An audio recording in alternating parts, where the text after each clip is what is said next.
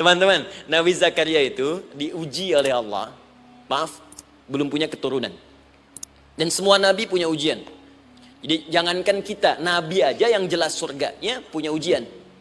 Ya, Anda pernah sakit, Nabi Ayub sakitnya lebih parah dari kita. Ya, Anda di keluarga belum ada keturunan, Nabi Zakaria pernah lebih daripada kita. Sampai rambutnya memutih, fisiknya sudah letih, dan menurut medis, maaf sekali, istrinya divonis tidak mungkin punya keturunan, monofus dan mandul, mustahil. Secara klinis gak mungkin, secara medis tidak mungkin. Maka Allah tunjukkan satu isyarat yang sangat luar biasa. Jika Anda mendapati situasi makhluk mengatakan ini mustahil dan sudah angkat tangan, ini tanda pertama dari Allah, langsung tinggalkan pendapat manusia, langsung memohon kepada Allah. Maka turunlah beritanya di Quran surah ketiga Ali Imran ayat 38 sampai 39. Paling kanan sebelah atas di mushaf. Sekarang perhatikan kalimatnya, saya mau sambungkan dengan Al-Fatihah tadi. Hunalika da'a Zakaria rabbah. Di mihrabnya Nabi Zakaria salat bermohon kepada Allah. Qala rabbi habli min ladunka dzurriyyatan thayyibah. Kemudian ia berdoa, Rabbi habli, ya Allah yang maha memberi tanpa batas. Ini adab pertama, kalau teman-teman mau berdoa, sebut nama Allah sesuai dengan hajat kebutuhan kita. Itu yang disebut dengan al-asma'ul husna. Di Asma'ul Husna itu bukan nama-nama indah yang sekedar dihafal, bukan. Tapi nama yang diberikan oleh Allah sesuai dengan kebutuhan hidup kita. Dalilnya Quran surah ke-17 ayat 110. Ya, paling kanan sebelah atas di mushaf, ke pertengahan. Ya, kata Allah, Qulid Allah. Jika Anda punya persoalan, sebut nama Allah. Allah, Awir Rahman atau Ar-Rahman. Ayyamma tad'u, tapi kalau Anda ingin spesifik meminta, falahul asma'ul husna. Pilih nama Allah. Ia punya nama-nama yang indah sesuai kebutuhan kita. Jadi kalau teman-teman misalnya minta kelancaran rezeki, sebut ya Allah ya Razzaq. Anak mau ujian, ya Allah ya Al-Alim. Di proyek misalnya ada hambatan, ada gangguan, ya Allah ya Al-Jabbar ya Al-Malik. Ingin mudah mengatasi ujian, ya Allah ya Sabar. Minta. Ya, jangan semuanya disebutkan, nanti jadi beban.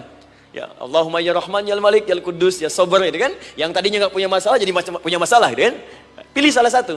Nah, jika Anda ingin memohon pada satu hal yang mustahil menurut manusia, maka minta dengan menyebut nama Allah yang memberi tanpa batas, mustahil di dalamnya. Nama Allah tersebut namanya Wahhab. Wahhab. Ya Allah, ya Wahhab. Al-Wahhab. Kalau kita rubah dalam bentuk permintaan, maka singkat kalimatnya dengan hab. Hab. Untuk sendiri habli, untuk banyakkan hablana. Rabbana hablana min azwajina wa dzurriyyatina qurrata a'yun. Nabi Zakaria minta karena sendiri yang mengalami situasi itu, maka beliau katakan, Rabbi habli, ya Allah habli min ladunka, ya Allah yang tak punya batas dalam pemberian. Mereka mengatakan aku tak akan punya keturunan. Mereka mengatakan mustahil aku punya anak. Dan aku yakin kau memberi batas tanpa memberikan pemberian tanpa batas. Aku mohon darimu saja. Darimu saja. Dzurriyyatan thayyibah, keturunan-keturunan terbaik. Innaka sami'ud du'a. Engkau pasti mendengar doa saya. Kalau pada yang maha memohon saja, maha mendengar saja tidak mengabulkan, lantas kepada siapa lagi aku mesti minta? Tapi poinnya bukan itu. Poinnya adalah, ini disampaikan oleh Nabi Zakaria dalam keadaan sedang sholat. Masih berdiri dalam sholatnya. Dalam bahasa Arab berdiri disebut dengan qaimun, qaim, berdiri. Sedang sholat disebut dengan yusalli. Perhatikan ayat 39-nya.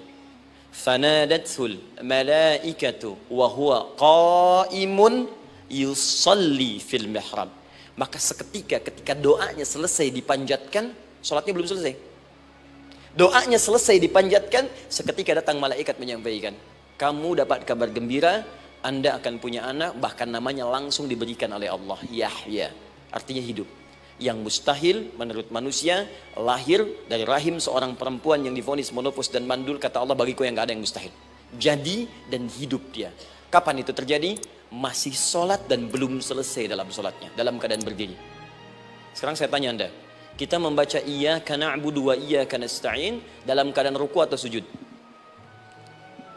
Sujud, berdiri. Berdiri teman-teman. Betul kan? Dalam keadaan berdiri saat baca Al-Fatihah. Iyyaka na'budu wa iyya.